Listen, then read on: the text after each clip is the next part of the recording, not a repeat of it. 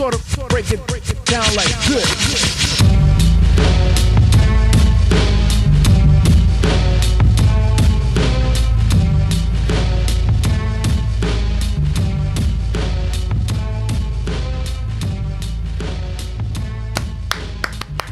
Hi, Joe. Gang hang. Hey, May the 4th be with everyone today. It's Star Wars Day. It's Free Comic Book Day if you're celebrating. We're going to talk about it today, I'm sure. I got over my Star Wars grumpus this morning, and I watched 3 episodes of that new Tales of the Empire.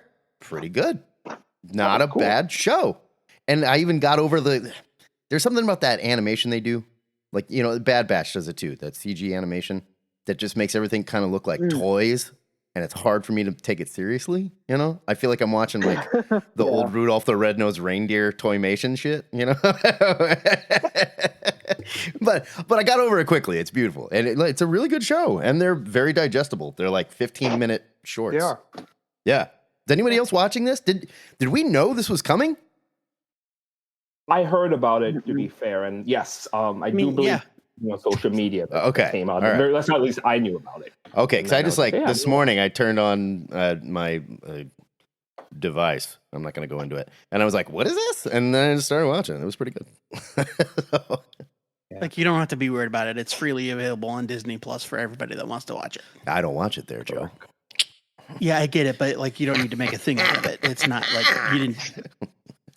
you didn't do anything super special to find it. It's out. No. I just didn't know it was a thing. And is this a character that's established, or is this a new character we're following? Does anybody know that? Well, who is the character? It's this woman. I haven't watched it, to be fair, by the way. I just saw the trailer, but I am watching it tonight. Okay. Can you describe the character? It starts off with this little... It's a female, right? Yeah, she's a little girl. Is it like the first episode? She's a little girl, and her people get wiped out by the Empire, and she goes and hangs out with these like mountain people. One of them is like obviously some type of witch, and I don't know if it's related to like the Dathomir stuff or not. But they raise her, and she's then probably a new character. I think so. I'm guessing it's a new character the way you're kind of setting it up. Like, I feel like you would. I feel like she would be more recognizable if otherwise. Yeah, I mean, I just don't know. I don't follow a lot of this old. I don't know if she came out of the Bad Batch or one of the old other shows or something. You know, I'll probably answer this in a few seconds when I take a look. But just by the trailer, if I remember, initially I thought it was because in the not Bad Batch, it was in the original Clone Wars. There was a Jedi who kind of turned on Ahsoka. Morgan Morgan Elsbeth is the character.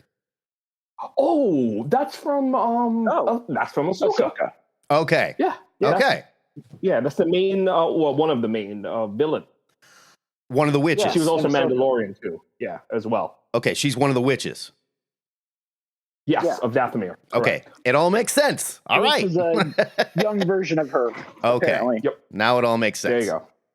Because like she's interacting with like Thrawn and stuff, and like, so it makes sense. Exactly what it is. That she's not a new character, and they're definitely fleshing out other characters from Ashoka and like stuff like that. Definitely, but no, The guy voicing General Grievous looks exactly like Zack Snyder to the point that it is distracting. he sounded like the original. He sounded very much like General Grievous, so which I don't care about General Grievous. I mean, I think that's kind of the point, Matt. He's a voice actor. Yeah.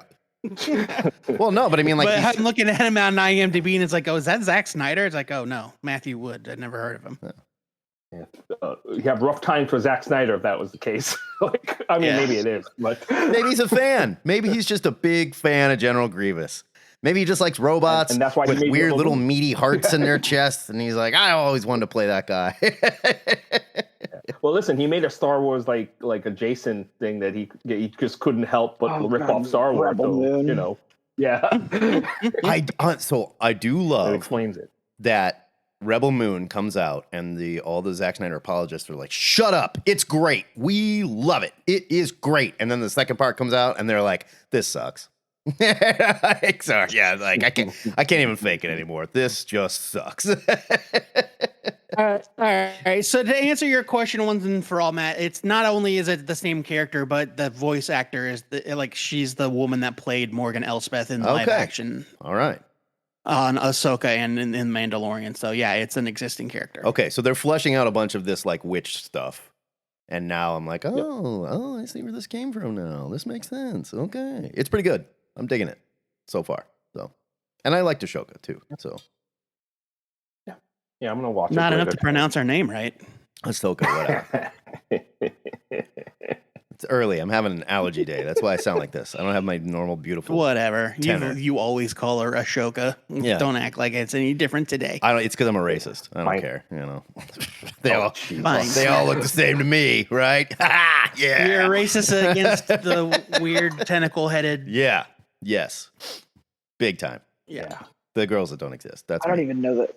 Even I don't know that race's name. She's a Twi'lek. She's a what? She's not a Twi'lek. Oh no, she's Nope, adjacent one. There's another race. Yeah, there you go. Hold on a second. Because they did that stuff about her as a baby and Yep. We seriously don't have any Star Wars nerds in here that can name it? Togruta. Oh. There was also what another was that? Jedi. Togruta. Gesundheit. Yeah, I was like, what was that? What was I don't know that if you could show say that on the did internet. The little like 5-10 minute shorts. That was Tales of the Jedi, I think. Tales of the Jedi. Year. Okay, yeah. I mean, there you go. Yeah. Yep. Because they did like 3 episodes of like one with Ahsoka as like the birth of Ahsoka, and then her as a kid, and then her as a teen, like right before Order 66, or right after Order 66. Like she came back for Padme's funeral or whatever. Yep. In disguise, sort of. Yeah, those are great. Those are great episodes. Yep. Huh, cool. Yeah, there was another Jedi that was on that was also her race too, Togruta. I'm trying to remember her name. Shakti. She was also in one of the video games too later. Yeah. Retroactively. Yeah. Yeah, she's been in comics and stuff too. I totally recognize that name. Okay. Mm-hmm. All right. Free Comic Book Day. Let's talk Free Comic Book Day for a minute. Jim, I don't know if you're on and can turn on your mic, but it's gone and passed in jolly old England. How was it? Do they freak out the same over there, or is it a large fair, small affair? I don't know if Jim can turn his mic on, but we saw pictures of his kids with Free Comic Book Day stuff. It's worldwide. All right. Well, Transformers Jim, are you receiving? He may have stepped away. Yeah, that's okay. That's all right. Yeah. I'm going to go to Legend after this. I'm excited. Books. Should be fun. Jeremy Hahn's there. JD, tell him what you're doing. Yeah. We were talking about it before we started. Tell him what you're doing with your digital signing thing. It's really cool. Oh, yeah. So Jeremy Hahn's there, and I'm a big fan of Realm. And I bought that book digitally on Comixology. So I'm going to take my tablet, my Samsung Galaxy S tablet with the pen, and I'm going to have him sign the first issue on my tablet digitally, and it just saves as a screenshot, basically with the digital pen mark over it. I've done it before. I did it at Planet Comic Con. I did it at OCon. I started a couple of years ago. I did it at the first OCon when Dennis Hopeless was there. I got my Spider-Woman #1 signed by him that way. And nice.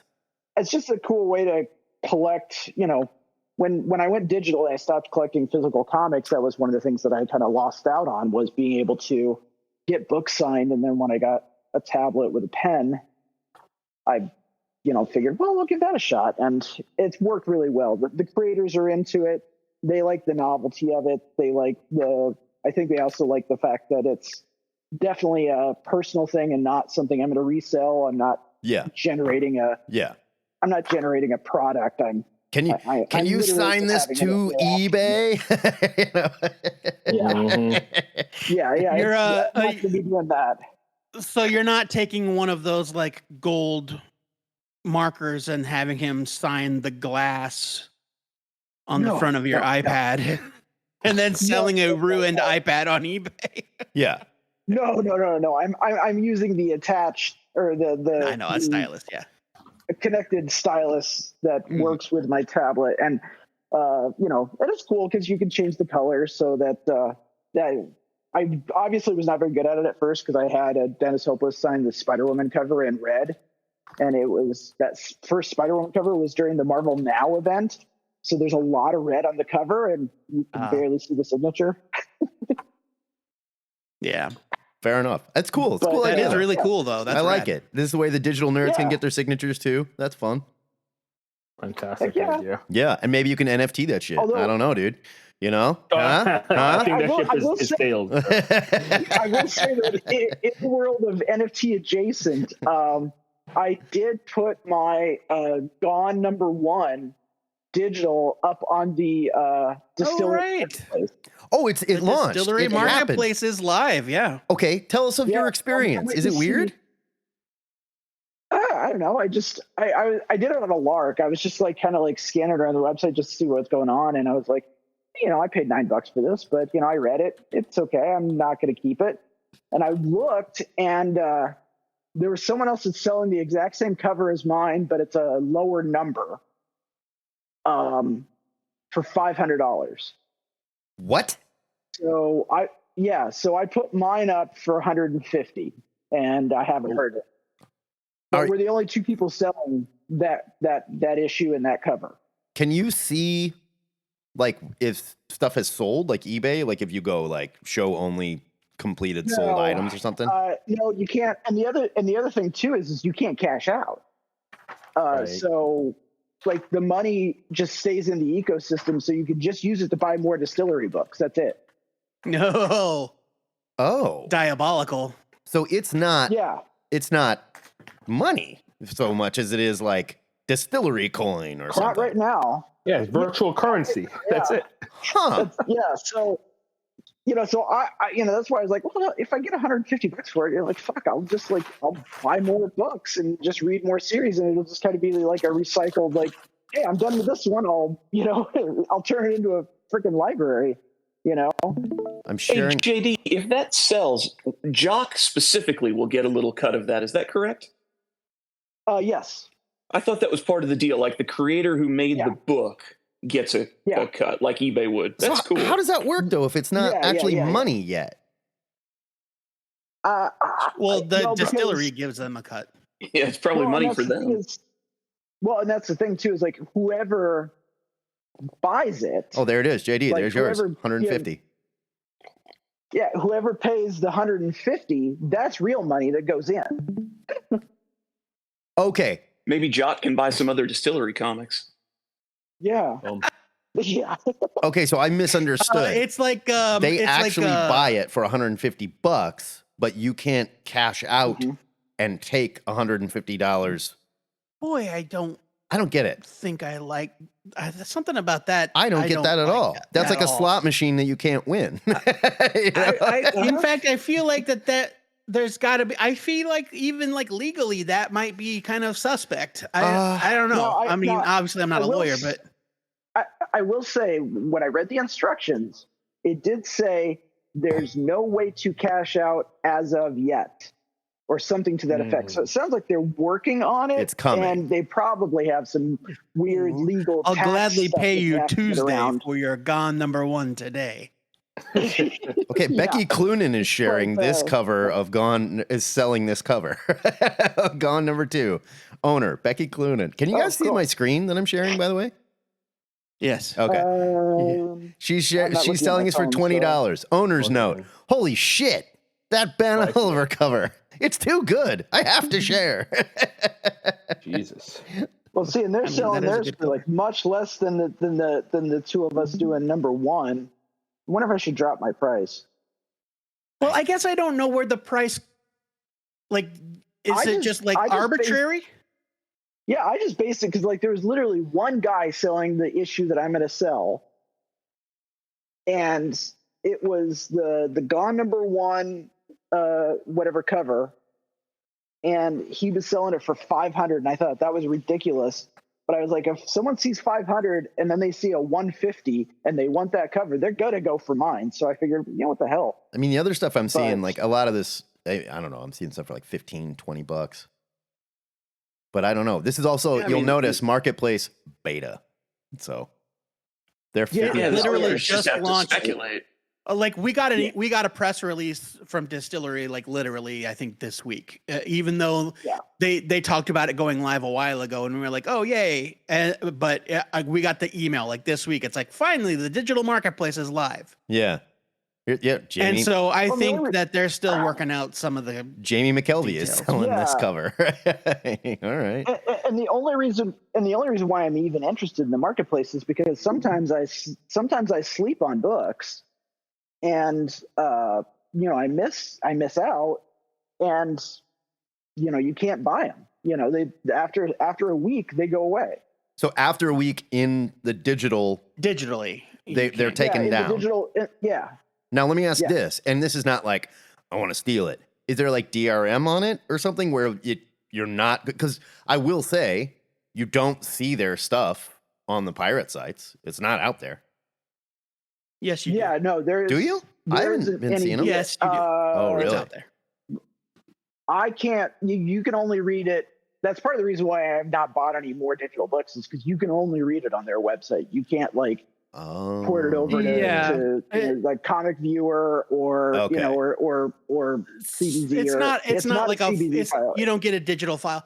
But so like Yeah. their review copies, just for comparison, they send out review copies and they are only available through their proprietary like online viewing hub or whatever. Got it. Okay. Where all of their review stuff is hosted. And so I'm sure that it's similar. Like, well, JD just confirmed that it's similar with when you purchase a digital comic, you can only read it through their own thing. Okay. Yeah, you can only read it on their site.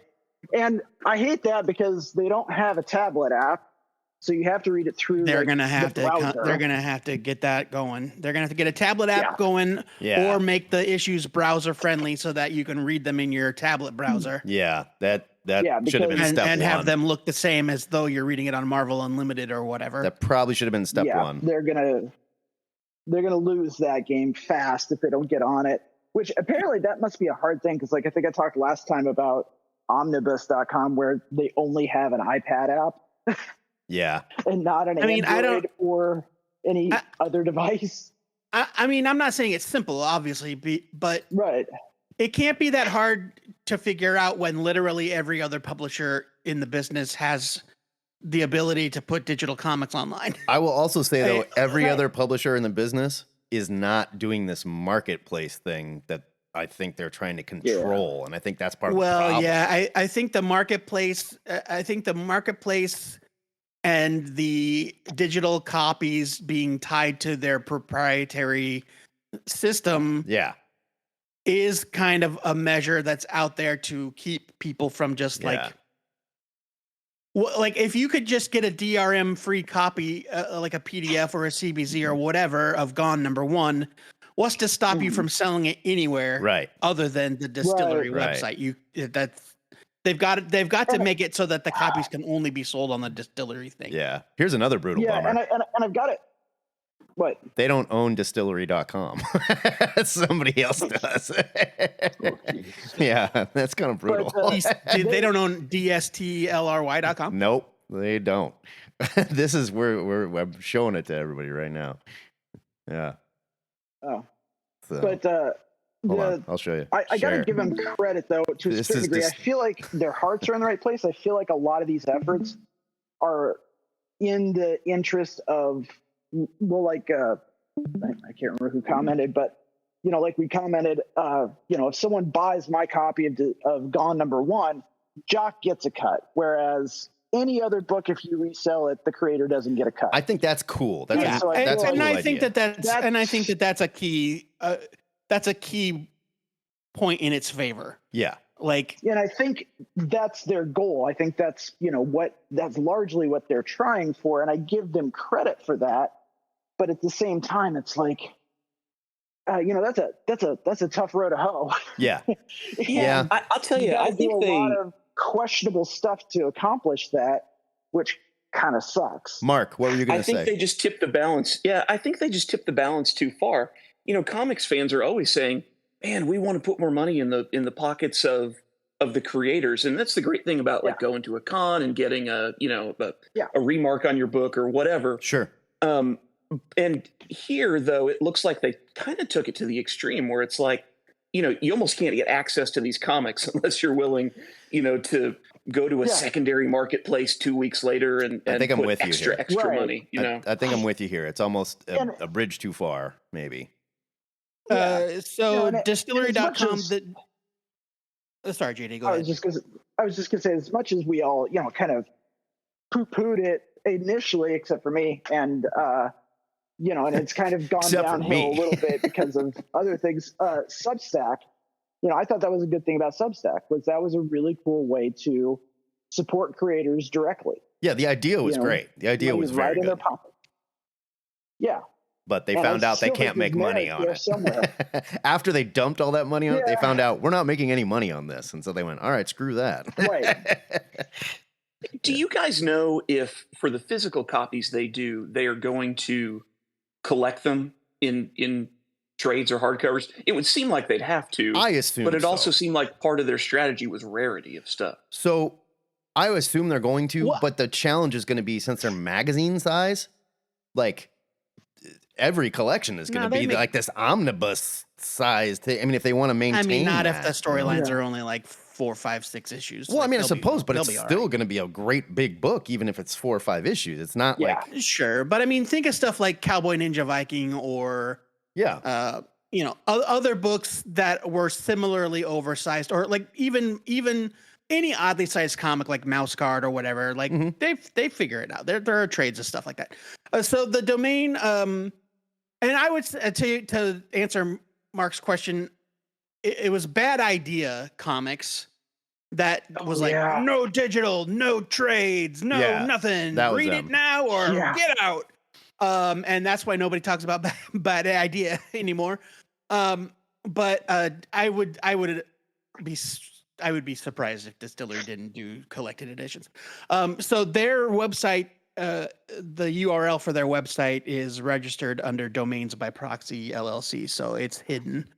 But they are based in the company is based in Arizona, but Distillery is in New York. So, I don't know if it's like their webmaster or whomever, but cool story, Joe Patrick.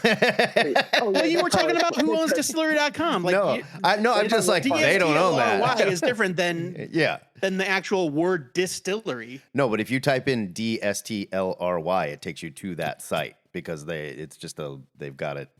Probably if you spell it wrong, it's just another domain they have. Distillery, in this week's show, Matt, you were super hyped up about Blood Brothers Mother. Yeah.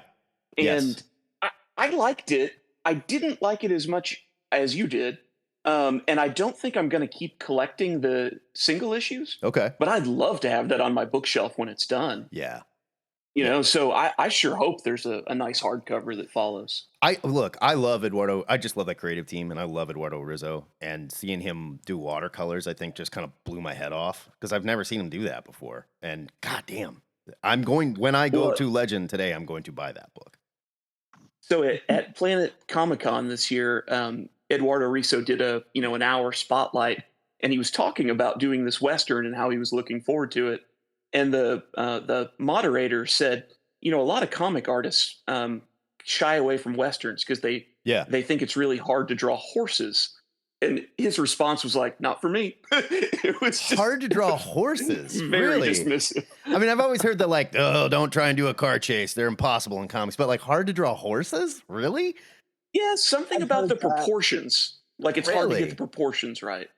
I mean, look, animals are tough and horses are tough. They are tough. I mean, I guess. But but everything is tough until you've practiced enough to get it right. Yeah, just do the Greg Land and grab a horse off the internet and stick Wolverine on it. Like whatever. All right. Trace it. Yeah. So just to put a final pin in this particular part of the topic, Matt, you were searching for distillery.com, but they are distillery.co. Yes. And so they don't own distillery.com, but they do own distillery. But distillery.co registrant is redacted for privacy. So they don't want you to know. Well, a lot of people do that. So So to change the subject, who wants to go to Westchester and share an Airbnb with me? That is so fucking Oh, cool. The X-Men thing, I saw that. Oh, this is the my X-Men goodness. 97 Where Airbnb? is that really? Where is it located? Westchester. Westchester, New Isn't it? York. No kidding, really? Yeah, it's in Westchester. I saw a couple of TikTok creators that got invited to go out, and they flew them out there to go through it. One of them I watched quite a bit, Straw Hat Goofy. He was out there. Stefania, she was out there, and yeah, it looks really awesome. And then there's a handful of other ones that they're doing. So in New Mexico, they're doing the house from Up. What? The Pixar movie. I heard about that. I saw that. Yeah. They're doing Shrek's Swamp. I don't know where they're doing that one. Probably L.A.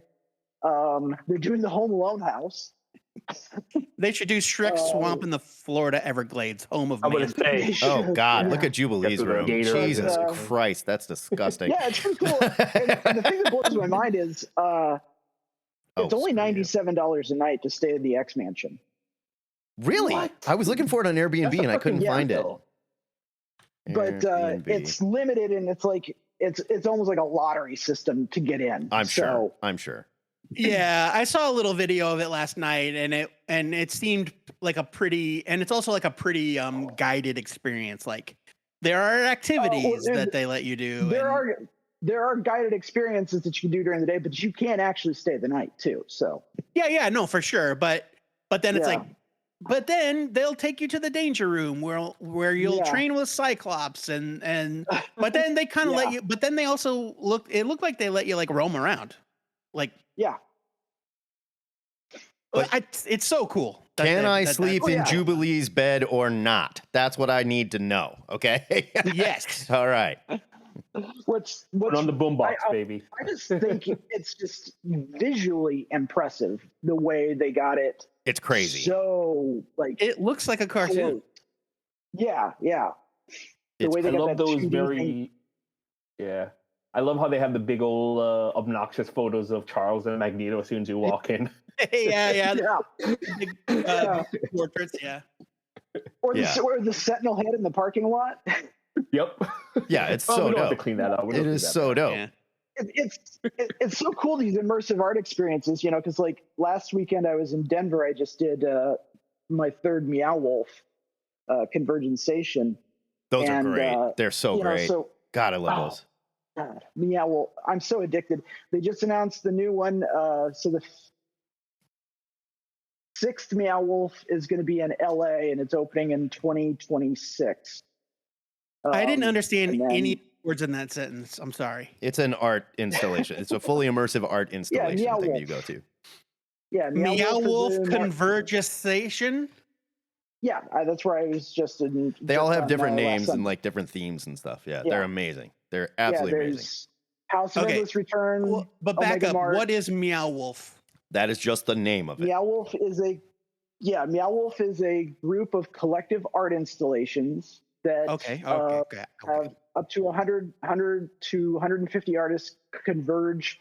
Is it like a create Banksy? Is it a Banksy? No, it is a fully immersive experience. Matt, I get it. That was come on, man. Yeah, Obviously, it's a that was. fully I know. immersive experience with a loose narrative theme around it. So Convergence Oh. Station is like this 4 worlds that kind of melded and converged in one place, and so there's this kind of like way station in the middle of the worlds where you kind of have to wander around and find your way through the different converged worlds. And the center of it looks kind of like a weird cartoony Times Square / Blade Runner / Scud the Disposable Assassin. It's got a really cool it's aesthetic nuts. to it. It's nuts. It's the biggest one they've done so far. It's 4 stories high. And then, we were there for 5 hours. Yeah, my wife and I did the one in Denver, and it was every bit of 2 or 3 hours. It was incredible. Yeah, that's the one I was just at. Was the one in Denver. Did you have drinks at the cocktail lounge? Yeah, it was great. Yeah, and because you're in Denver, there's all this stuff you can buy that enhances the experience before you go in. It was awesome. And it was Also, great. people aren't getting enough oxygen, so they're walking around like trippy, high as balls. Back to this Airbnb thing, though. Right. I'm still trying to wrap my head around this Airbnb thing. Like, what if somebody goes in and trashes this place? You know, Because it's it's like a guided thing. It's not like JD said. It's like you can't stay here. It's an Airbnb sort of. It's an Airbnb sort of thing, but it's not just like renting a cabin for your Denver trip. Yeah, it's like train at the X-Mansion, and it just looks ridiculous. Calling all mutants. It's a curated experience. The X-Mansion is the best place for you and other mutants to learn about and control your awesome mutant gifts. Oh man, it's written like Jubilee wrote it. Oh, barf. Here's the scoop on your day at the X-Mansion. I will lead you. Stop sharing your screen, especially when it's just walls of text. I'll lead you through the student orientation. Right. Don't worry. We'll get to the fun stuff fast. Enter Beast Totally Gnarly Lab. Oh, boy. So Jubilee hosts this? It's some girl dressed like Jubilee is taking you to all this stuff? Yeah. And then there are people in the house like guiding the activities that are wearing like X uniforms, sort of like the Exterminator's X Factor, like jumpsuits, like kind of. This looks like the pictures. This looks like a riot. I love it. Oh my god, Jesus, man, how fun that is. So you can't spend the night here. You just go and walk through, and you pay to do that. It's you spend the night there. Yes. You can spend the night. You can. There's a room for recruits. You share. They've got like bunks in them. Yeah. Okay, so I'm saying I don't get the whole place to myself. It's like going to day camp. I can't get naked and stand on the desk with the Magneto hat on. Is like what I'm saying. Like, I mean, you could, but I don't know how well that would go over. I mean, it wouldn't be for long. They get caught. You can wear the Magneto helmet if you want to, and you could also put on Cerebro too. Yeah, I saw somebody wearing Cerebro.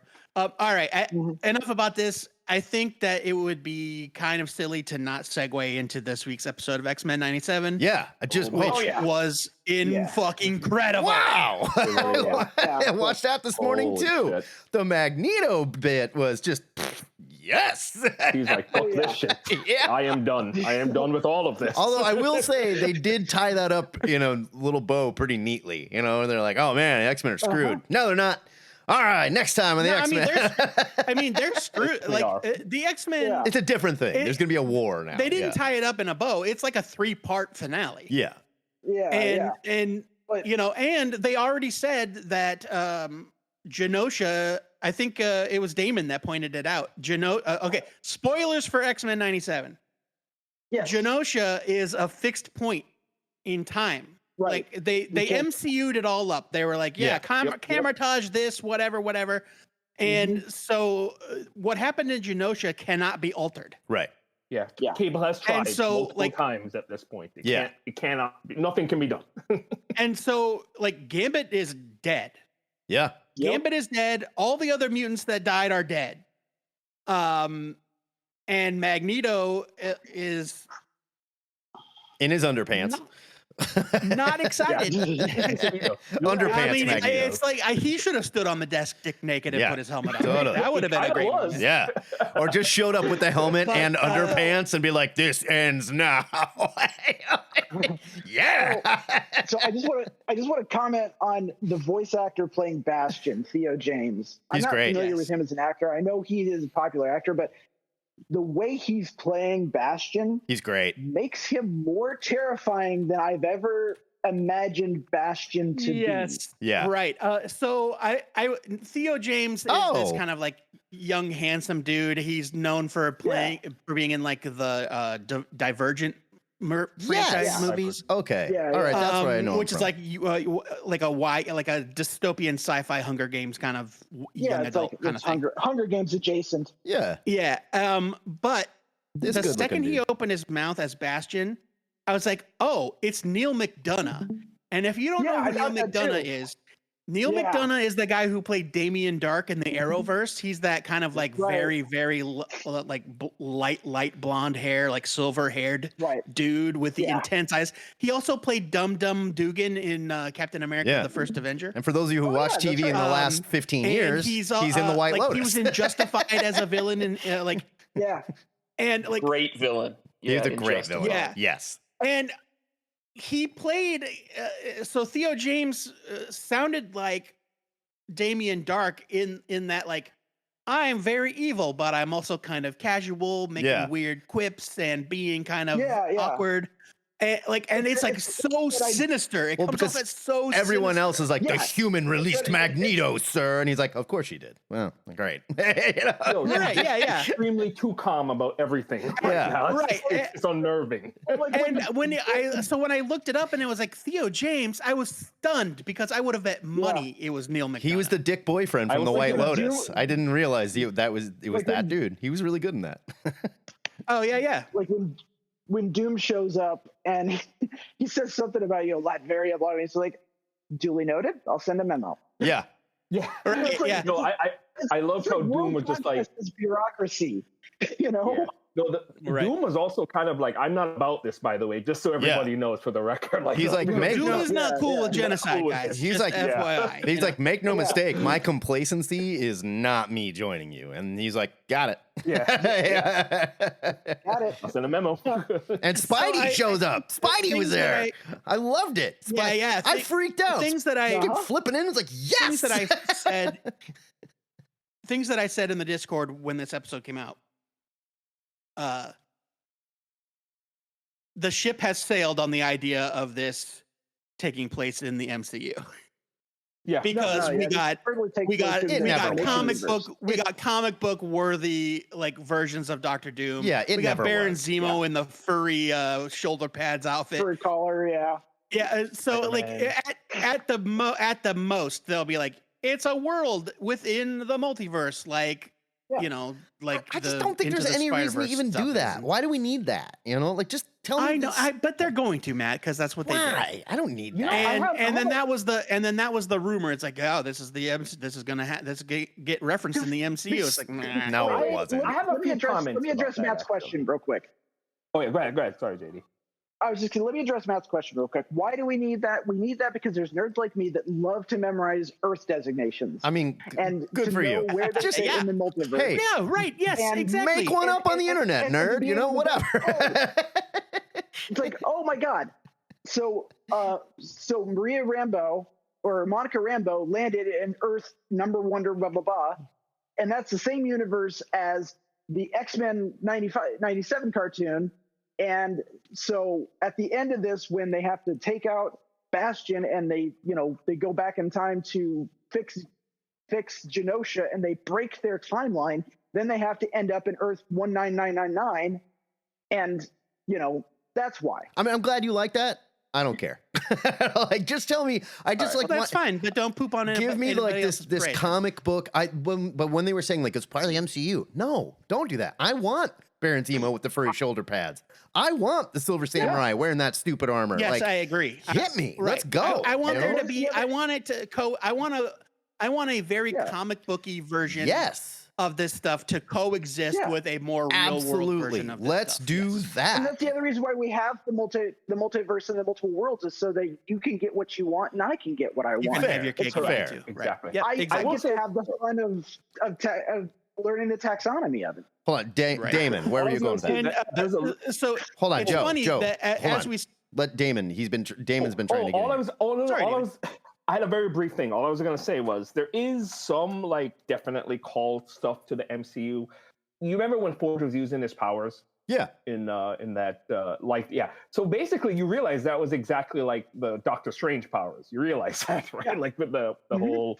because he was spell-casting. performing sorcery. Yeah, he was doing sorcery. Exactly. Yeah. So that was like a callback. The magical visual cues were very Doctor Strange. MCU. Yes, and Yeah. the Camartage comment, which I mean, actually comes from what- Camartage is probably like the biggest, most overt reference. Yep. And Is the that fixed there's a point in time- Comertage on this world? Yeah. Yep, and the fixed point in time thing actually came from the What If episode when the evil, he wasn't really evil, but the dark Doctor Strange where he broke his universe, yeah. trying to break the fixed Yeah. point in Yeah. time. He's trying to bring back his There you Christine. go. So, Yeah. so there's some things, but I don't think they're ultimately going to tie honestly- everything into it. I mean, Doctor Who has been talking about fixed points in time since the late 80s. True, Yeah. Right. that's also true.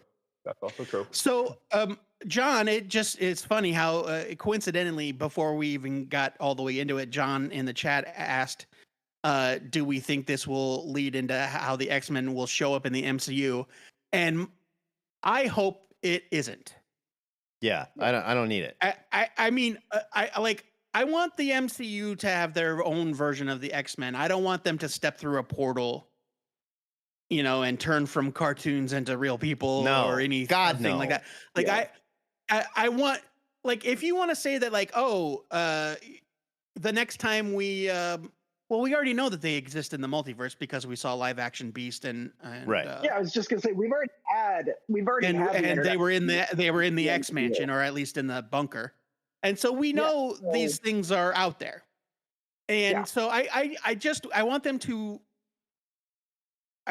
to resist the temptation to be so cute Yeah. that they have to link everything that closely together. It's just like, we already understand the concepts exist. So just tell us how the X-Men are in the MCU now. But other things about this episode, the second I saw Bastion's mom, I was like, Yep. if they don't turn that old lady into a robot, then what are we even doing here? 100%. 100%. I think it And they was- did not disappoint. I don't think it was that big I of a was shock. so- when yeah. I know, but it's just like, oh, she can't be that, like, nice and oblivious like that. They better turn that lady into a killbot, and they did. She's But as just- fascist as her son, apparently. Just that scene, to go back to the Magneto scene where like it shows like all over the Marvel universe, and you just got like this shot of Spidey and this shot of the Silver Samurai, and like I was like, oh, I Omega want it Red all. breaking out. Give it all to Oh, me. right, Omega Red, because Magneto knocked out all the power. Yeah, I was like, let's do this. Now redo the Spider-Man show. Now redo, like whatever. Like, let's just do it. I'm in. I'm almost more excited about the idea of that than more live action stuff, quite honestly. Because this you can do whatever you want. Interconnected Marvel animated universe. Yes. Do it. That would be really cool. Please. I would dig that. I would So, too. on the Spidey front, I'm not saying that they've confirmed nor denied anything, but I know the voice actor came out and said currently he's not contracted, but then he said, well, you never know, though, because I could be under NDA and be saying some really dubious stuff right now. So we'll see. So. Assholes. God, they are such assholes over there. Oh yeah, we could bring back Spider-Man. We could bring back Earth's Mightiest Heroes. Sure. Oh, that show was so good. I would love that. But yeah, Bring back- and then interconnected, do a Fantastic animated Four. Marvel universe. Do it. Just do it.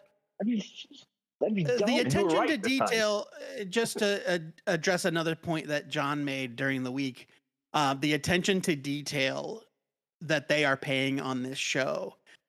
When they show Val Cooper unlocking Magneto, and you see his arm and you see his tattoo from the concentration camp, it's the same number that Michael Fassbender has on his arm in the First Class series of movies. Really? And it's like, okay, well, they didn't have to do that, but they did it, and I appreciate That's dope. That's that's cool. I have an idea where this is leading, and if it's what I think is going to happen, we're going to see Fatal Attractions in some way, aren't we? Yeah.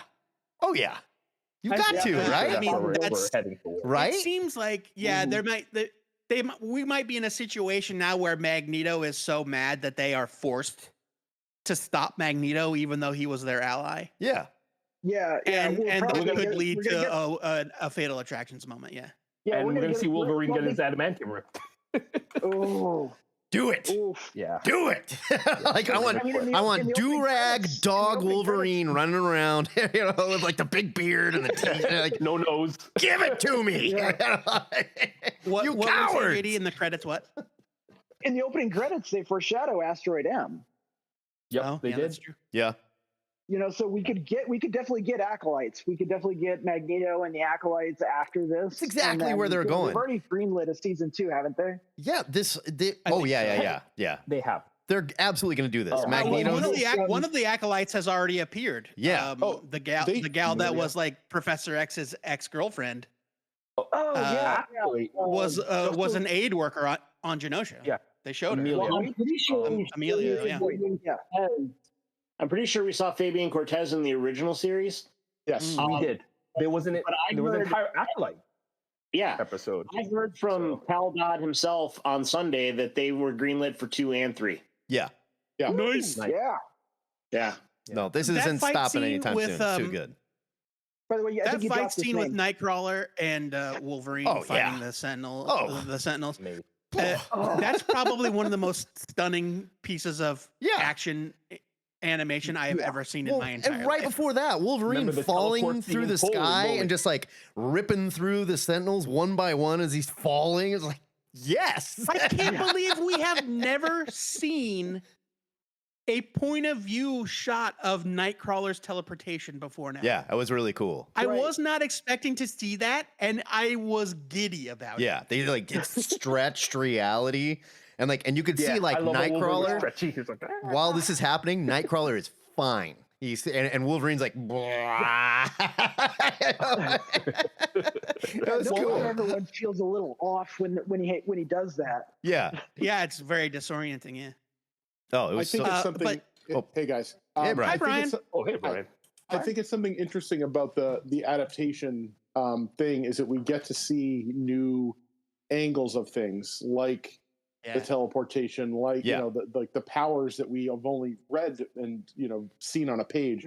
Like in Iron Man, the first person or the not first person, but the close up of in the helmet had never been done in the comics like that before. Yeah, like Right. that. Yeah. Which is crazy because I mean at that point that was what 2008 and Iron Man had been around for 40 something years and no one had ever done that before. And I don't think Jon Favreau knew he was changing the world like that, or doing something Right. totally new. I think he just thought, oh, this is obvious. Yeah. This is a way to get RDJ more face time. We can't make this multi-million-dollar picture and not show the face of the star for Right. half of it. We're not doing another Green Goblin. We're not, like, no. Like, we learned that lesson, like, okay. Yes, not showing Willem Dafoe's face was the problem. I mean, that wasn't the whole problem, but I mean, when you're it paying, certainly didn't help. when you're paying Willem Dafoe to be in a movie, hiding him behind a mask for a large chunk of it, like Him lounging on a skylight in a plastic helmet is like burned into my brain. yeah. That casually like, hey, like what? That is Sam Raimi and Willem Dafoe's zaniness at its highest. Oh yeah. Okay, let me ask you a question, and this is just pure paranoia talking here. So we all X-Men 97. It's a hit. Everybody loves it. Totally great. They've written it so well. They fired the guy that wrote this because he was a total asshole, right? DeMeo. He's the guy that like. Well, we don't know, to be honest. Yeah, we don't know what the situation. No. Well, regardless, we don't know what. But he's not happened. there it had anymore. something to do with the fact that he had an OnlyFans. Really? That's kind of what's being implied right Well, now? regardless of the firing, I did see reports that he was also pretty pretty tough. I'm not talking about why he was not fired great to though. work for. My question is, are we The fan worried? contents was good though. Are we worried? I mean, might be. That man is jacked. Are we worried at all about the quality of where it goes from here without that writer? Like if you look I at was like talking to a friend about this. yeah, like David Lynch when he did Twin Peaks, everybody was like, "Oh my God, this is the greatest show." They fired David Lynch after season 1, and Twin Peaks wandered around for like 2.5 more seasons, and like, what are we doing here? Lost.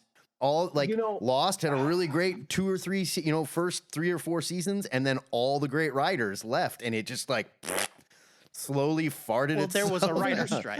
That was different. There's also precedent of series like doing well, like Sure. And David might argue with me on this, but I think some of the best Buffy seasons are the ones when Joss was less involved. Oh, I don't disagree with that at all. When we had Jane Espenson and Drew Goddard, Marty Knotson was more involved. running the show. Don't disagree at all. I'm just saying, are we worried at all about this? It's when he got his attention split and he was working Angel and Firefly all at once. Yeah.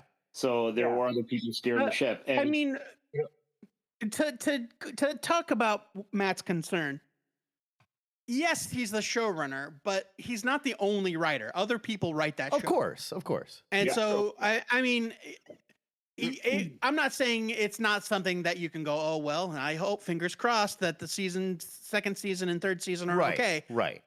But I don't think it's like, oh, no, they fired Jack Kirby 10 issues into Fantastic Four. This comic book will never recover. No, you're absolutely right. This is not Dave Filoni getting fired from Star Wars, for example. And they're like, oh, shit, Dave Filoni's the only guy doing the Star Wars shit I like. Yeah. So. Well, here's the thing. But that's like, Dave Filoni this, Dave Filoni that, but Jon Favreau makes The Mandalorian. So... Yep. Yeah, and the last season, fart noise. Here's a valid X-Men analogy. Krakoa or Age of X. Hickman was the showrunner, was largely the showrunner, the architect, and everything else. Yeah. Jerry Duggan's steered that ship in.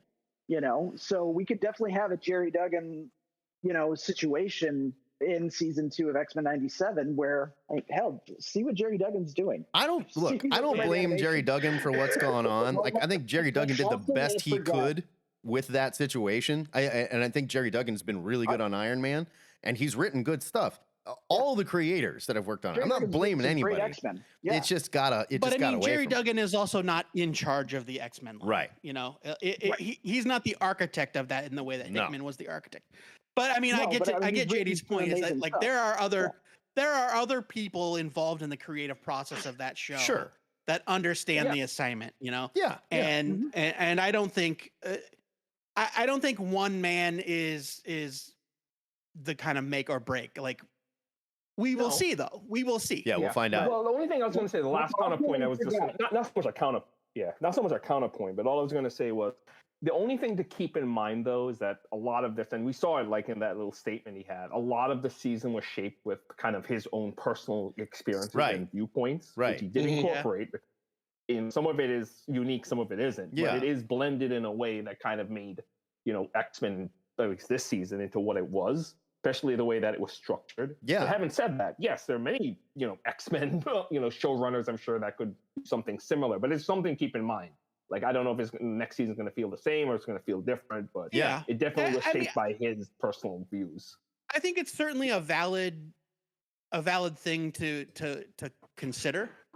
But I also don't think it's quite as dire as no, not dire. They fired Edgar Wright off of Ant-Man. Well, that worked out, or they, the guy that was show running Daredevil quit Daredevil before season 1 even came out, because of other things. And then Daredevil season 2 and Daredevil season 3 were less good, And so, it could be. But also they fired George Lucas off of Star Wars, and everybody cheered. Well, hold on. David, what do you got? David Robbins. Yeah. So a couple things. Let's also not forget that this is not the television schedule of old, and they have the time when it's ready, it's ready. True. They have the time to write. They can make the next season what they want it to be. They're also not trying to make 22 episodes of animation. Yeah. They're making 10 to craft a story. And you're dealing with voice actors. You're not dealing with screen actors that have to be on set and have to have a bunch of people.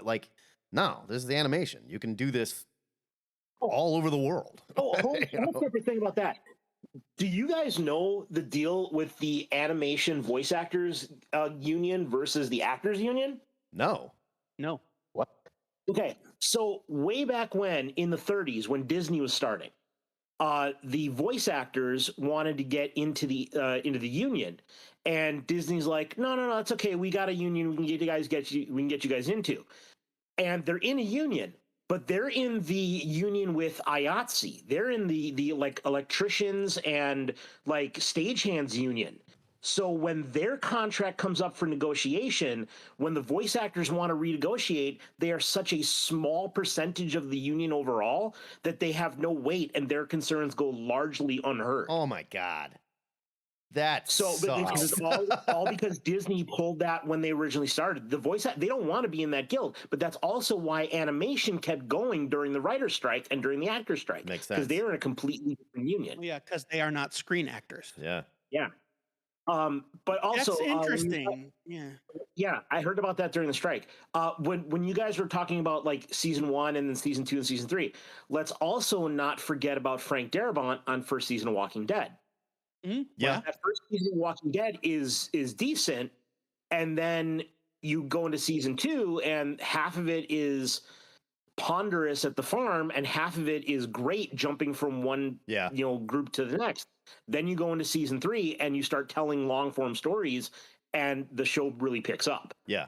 So it can be that maybe season 2 of 97 is going to be a little light as they try and reconfigure and re-steer their ship, and then they hit the ground running like all cylinders on season 3. Sure. And to be perfectly fair, like JD was saying, like this guy brought a part of his own story to the show, and it's great.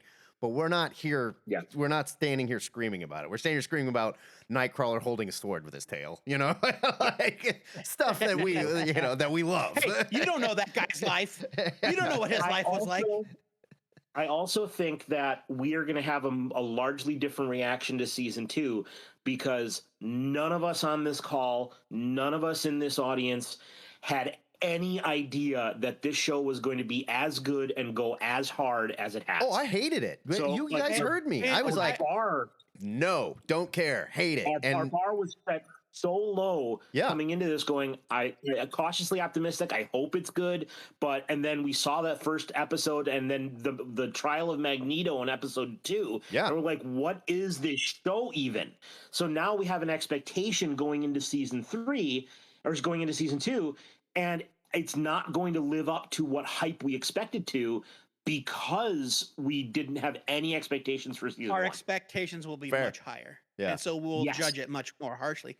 And I think that it's probably safe to assume that the next season will be far less political. Just because I think that they went so hard on the allegory. I don't know, man.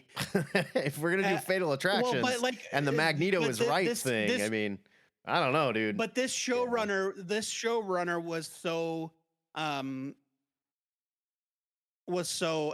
don't know. I don't want to say involved because I don't know if that's the case, but he was so affected by the struggle for equality and discrimination and even like violence against his community because he was so close to the Pulse massacre. And like all of that stuff informed this season. And we got this season that's essentially revolutionary, revolutionary, reactionary kind of like stuff. And I don't know that we'll get that again from a different showrunner or a different group of people. Yeah. I'm wondering if maybe next season we have a more traditional, I'm not saying less quality, but maybe as far as a storytelling perspective, like maybe a more traditional kind of comic booky, maybe they'll just, I kind of doubt it. Brian, go ahead. I think the thing that made the original series so disappointing is that the comic book series for mostly under the Claremont era and then through other people what had these hard-hitting important things in it. Like that was it's the structure of the entire concept is all of these important things. And so you see him dealing with doing the Genosha stuff. It's like 230, issue 230 is like when Genosha gets introduced, and we don't even know what that is, and it turns out it's this apartheid thing, and it's really it's unlike anything else. And then you get this X-Men 92 show that is all about selling action figures that look like Jim Lee, because Jim Lee is the biggest artist on the planet and sold 8 million copies. And they're like vaguely touching stories, like how many of those episodes have people in the background like the design, but using their powers wrong. Like they didn't know anything about anything. They weren't fans. They weren't readers. No. And now his DeMayo's background's a big part of it, but also like the slaughter of Genosha was 20 years ago in the comics, and it's almost exactly the same thing. Like you see the same beats of like, it's literally like this bug thing over the city. Like we've seen that. Like we've seen the things that hit us the hardest were like ripped from the books, and because in the book they hit that hard. Yeah. Like these things, and and so I think his point of view is important, but I don't think that's what drove the entire the whole episode, like the whole season. Like the Inferno issue, like that had nothing to do with, I mean, maybe about identity and stuff, but like Inferno is, I think in the comics, 20 issues, like this insane story with like goblins and sex witches, and all these and things. we got about 26 minutes of it. Yeah, and they did a quick, which was just creepy as hell with the drippy things. It was and great. The people and like the body horror. It was great, but it's like that's not a personal story about him. No, like, and you're right. Like, the attention to the detail of the comics. They addressed the issue of Cable's parentage in like 5 minutes on the show. So done. Where he shows up and Gina's like, "Oh shit, it's you," and he's like, "We don't got time for that. Let's go." And honestly, we probably all would have felt better if we never read all that shit.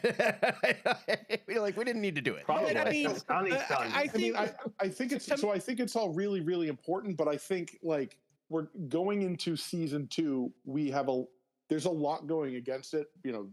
David's point about the expectations are high, but also the idea that Disney is going to let them take their time. That's not going to happen. This thing is a massive hit and they want it back. Yeah. Is it done fair. now? Yeah. You know what I mean? They want that written right now. Yeah. They want this, like, we need to release this by the end of the year. Like, what's our plan for, like, it's not going to be this, because remember, it took 2 or 3 years to get this on the air. They showed a preview of What If season 3 at the end of What If season 2, as though it was already in the can. Yeah. This is like, and that's What If. Time. Nobody's really clamoring for. No one cares about What If. So so they've got that, and then also we've seen this before where there's like revivals or reboots, and God, we're itching to tell this story, and it's like, great, what's story 2? Like what's next? And how many times has a book stalled out in the second year because you go, I don't know, like they told their best story up front. True. You see that all the time when I want next season to be a 10-episode adaptation of the Executioner song. I would listen. Let's get X-Force in there. I'm not saying I won't watch it. I would watch the shit out of it. Next season, Necrotia and House of M. Oh boy, Lord, Necrotia. Oh my God. No Necrotia. Oh my God. Yeah, I'll be good, baby. House of M would be cool though. House of M would be cool. Oh, give me Necrotia. I could see House of M actually. There's no short content. There's no shortage of available content. Okay, now here's where I'm going to disagree with you. Here's a story. There's a lot of stories. JD, here's where I'm going to disagree with you, though. If we do everything and treat it like an Inferno or Life Death, yes, there could be, because you could burn through this stuff quick. Like if we're like, okay, what are all the great X-Men stories? All right, there's 30 of them, and we're doing 2 of them an episode. Well, I'm not like nobody's saying like they're gonna do. They're gonna fire them off rapid fire like bullets, but well, sure. I'm just saying we could end up at Necrotia if we're not careful. All right. But I think that we'll probably see a mix of, just like in this season, right? We did Life Death was 2 parts. Yeah. Right. And so we're gonna have a mix of original stories, 1-episode adaptations, or like spiritual successors, or whatever you want to call it. Like the Inferno one was not a direct adaptation of Inferno, obviously, but we all know it was quote unquote the Inferno episode. Yeah. And